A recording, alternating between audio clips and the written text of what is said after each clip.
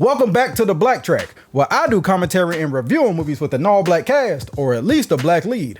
When the trailer for The Best Man first started showing on TV in 1999, I thought to myself, didn't this movie already come out a few months ago? This is the fastest sequel that I've ever seen. The reality is that since The Best Man in the Wood featured actor Taye Diggs so prominently in their trailers, and since both movies have wedding themes, you'd be forgiven for thinking that the two movies exist in the same universe. The Wood does exist in the cinematic universe, just not one with The Best Man, but we'll get to that later. If you remember, in my BlackTrack video for The Best Man, I mentioned that Malcolm Lee tried his hardest to get his movie out before The Wood, so that the two wouldn't be confused with each other.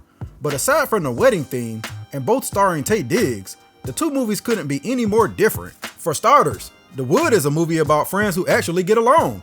Directed by Rick Famuyiwa in his directorial debut, The Wood, short for Englewood, is yet another coming-of-age story in the hood, based loosely on Rick Famuyiwa's life, but with a little bit of a twist, where most black coming-of-age movies in the early 90s focused on how violence and crime affected inner-city youth. The Wood takes a different approach and shows life from a more middle-class perspective. Sure, it has all the same elements as other hood movies, but those negative elements are pushed to the background in favor of a more relatable story about kids just being kids. Aside from Taye Diggs, The Wood also stars Omar Epps as the main character Mike. By this point, Epps had really come into his own as an actor and would film the movie Love and Basketball the following year, a movie that might be considered his magnum opus in the black community. They're backed up by Richard T. Jones, who already had a decent career by this point, long before Tyler Perry made dude one of the most hated actors of all time. It's the battle of the Taye Diggs wedding movies. Is The Wood not only better than The Best Man, but the best black movie of 1999? Let's BlackTrack and find out.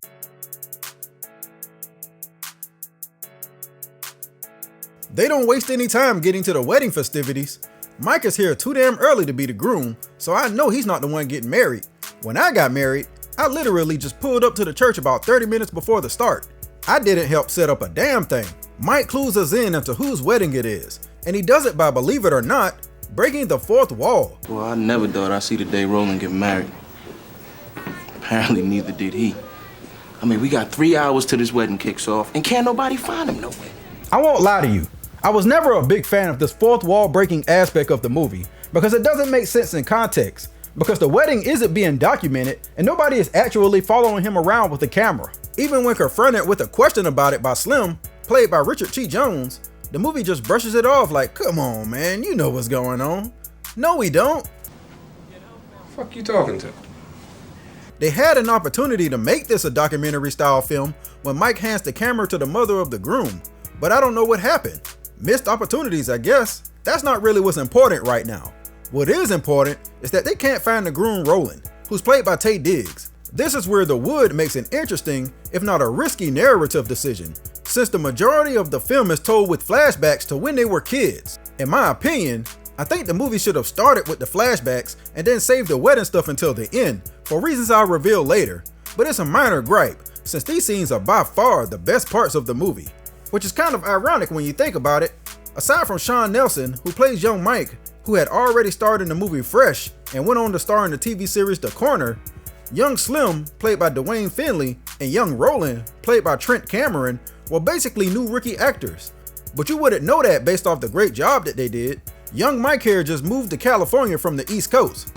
I'm from North Carolina. Excuse me? From where? North Carolina. I absolutely hate these fake Hollywood Southern accents. I'm not from North Carolina, but I am from the South, and I can say with certainty that I've never heard anybody say North Carolina like that.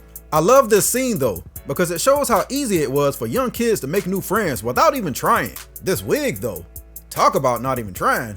When this movie first came out, I thought for sure they put young Slim in blackface, but nah, they just made him so shiny that it looks unnatural. We come back to the present day because they finally find Roland when his ex-girlfriend Tanya, played by Tamala Jones, who most people probably know from the movie Booty Call, gives Mike a non-booty call to tell him that Roland showed up to her house drunk as a skunk, as the old folks used to say. Listen, y'all gotta get the fuck up out of here, cause I'm trying to get into that, you know what I'm saying? Did you see her booty? It was rotund. Ah, Taye Diggs. Always the guy playing the guy, pretending to be a black guy. Richard T. Jones absolutely steals these scenes for me, because of how pissed off he is at Roland for acting like a dumbass. Be honking ass. Hey, what's wrong, bro? I'm gonna beat your Remember when you was a kid and your boys would put you up to something knowing you either get embarrassed or get your ass beat? It happened to all of us, and young Mike is no exception. Roland and Slim bet him $1 that he won't slap the ass of the best looking girl in the school, who's named Alicia. This is middle school, and if you think this kind of stuff didn't happen in middle school, I'm here to tell you, it definitely did in the school I went to. That's part of what makes The Woods so good, because these little kid moments feel universal and relatable, no matter where you grew up. The wind-up is hilarious.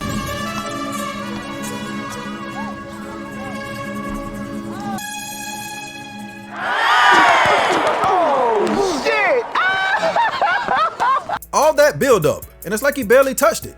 In the director's commentary, Rick Famuyiwa openly admits that this scene didn't age well for modern audiences. Well, with it basically being sexual assault and all, but at the same time, attitudes change over time, and this scene was so mundane to audiences at the time that it was actually featured on the TV spot trailers. So you got to put yourself in the mindset of the writers at the time. They made sure that Melinda Williams, who plays young Alicia, was actually 20 years old though. They weren't that crazy. This of course doesn't go well, and Mike learns that not only is Alicia going to tell her brother, but her brother bleeds red. That's right, he's a blood. No C words over here. No use watching that block on the wall. You know time moves differently when you're nervous. Einstein taught me that. Her brother is on time too. And check it out, it's refried beans from Tales from the Hood. Of course his name is actually DeAndre Bonds, and around this time, he was really starting to hit his stride as an actor.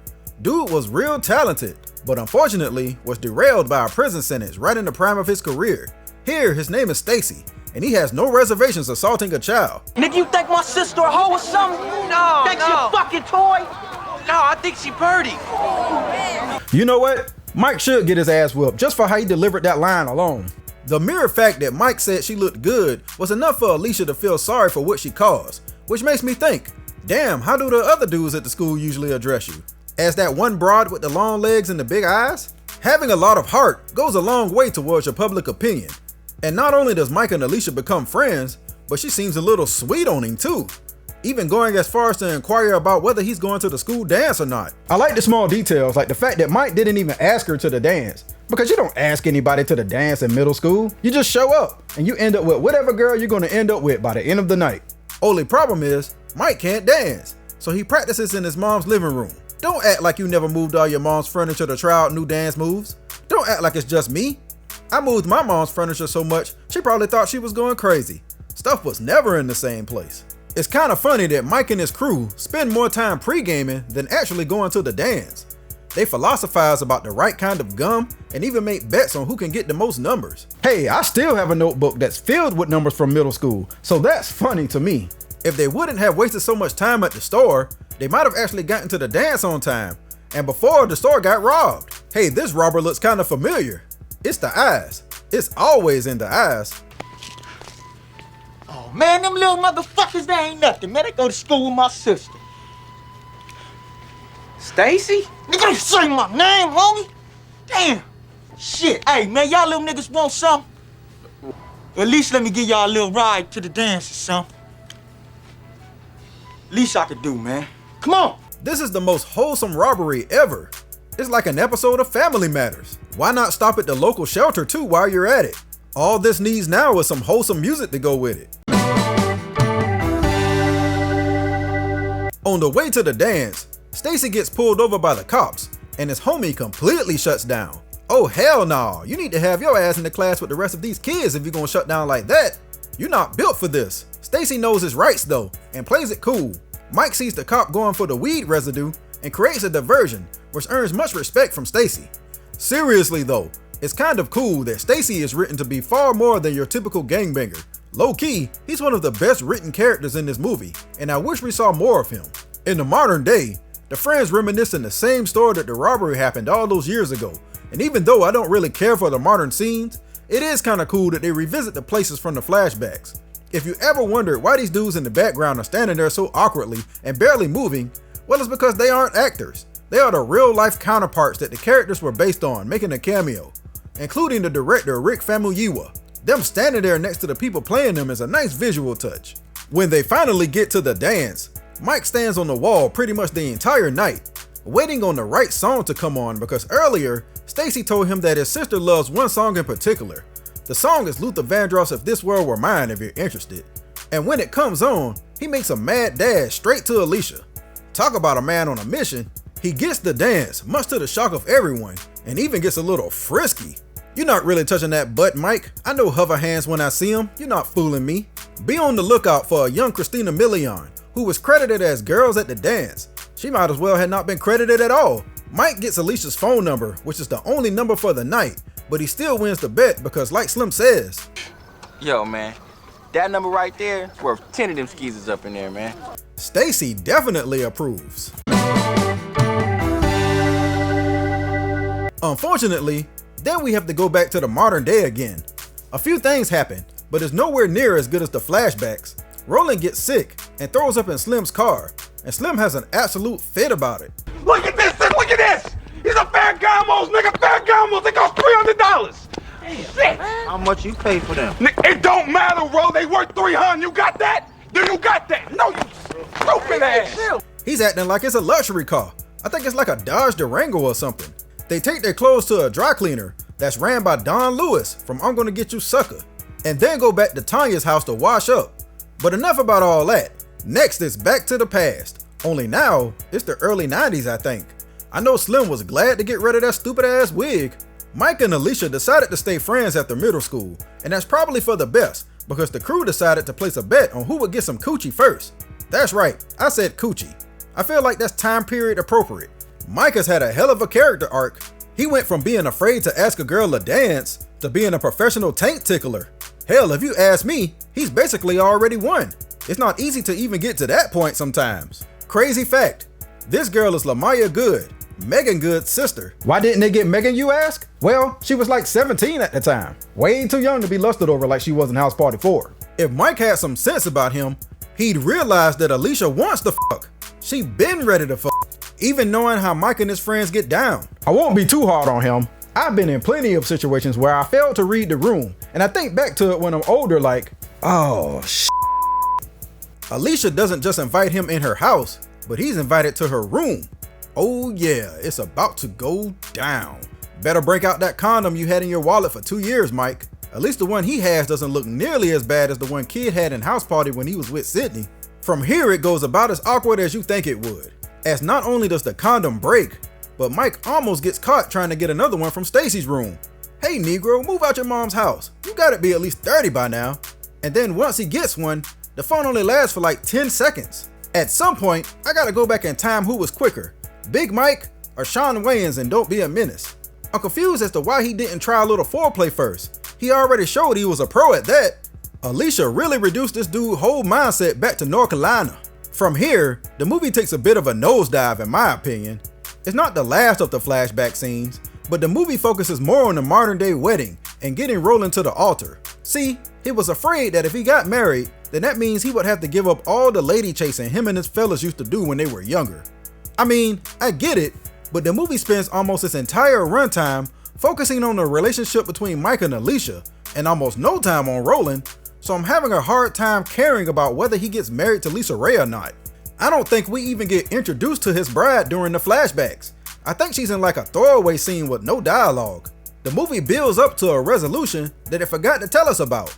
I know it's about the brotherhood and all, but damn, I would have rather the movie ran for another 15 minutes to give it an even 2 hours, at least to give us some more info to make us care about the couple.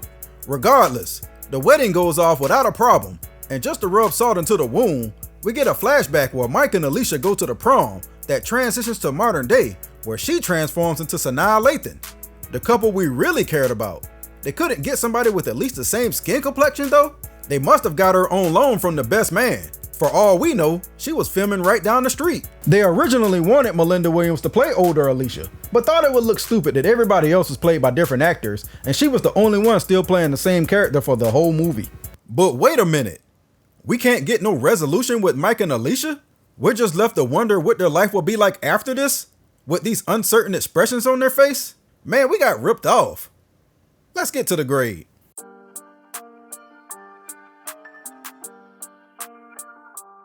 It's hard for me to explain just how much The Wood takes me back to my childhood. Everything about it brings back memories even over 20 years since I've seen it, and I don't even live on the West Coast. I think that's the enduring charm of the movie. No matter where you live, no matter what side of the country you're on, these awkward teenage moments are universal. The film took a gamble on throwing out all of that depressing doom and gloom that the movies before it thrived on, and deciding that a fun and optimistic story was the way to go to appeal to a different audience. For the most part, they succeeded. The flashback moments of the film are fantastic, and I really wish it was the entire film. On a side note, the DVD commentary was a little disappointing for this movie, and I hope it gets a re-release with new commentary. I was hoping Rick Famuyiwa would talk more about the costume design and the set design of the old school parts of the movie, but instead, it was just he, Richard T. Jones, and Taye Diggs reminiscing and talking like long lost friends the whole time. Taye Diggs even gets up and leaves halfway through the commentary for some reason. It definitely needs to be redone. As far as the rest of the movie itself goes, the modern sections had a purpose, but felt like an afterthought to me, and with a little bit of re-editing, I think it would have made things perfect. Those minor nitpicks aside, The Wood is a near perfect classic with great acting and even better dialogue. It reminded me of movies like Cooley High, and it's more that movie than The Best Man in my opinion. It's an ageless coming of age story that's written in a way to appeal to everybody, no matter who you are. My grade for The Wood is a B+. It could have benefited from better pacing and editing, but it still required watching. And that does it for this episode of the BlackTrack. As usual, let me know what you thought about the movie The Wood in the comments below. And don't forget to like, share, and subscribe, and tell your friends to help me grow my channel. And until next time, I'll holler at you.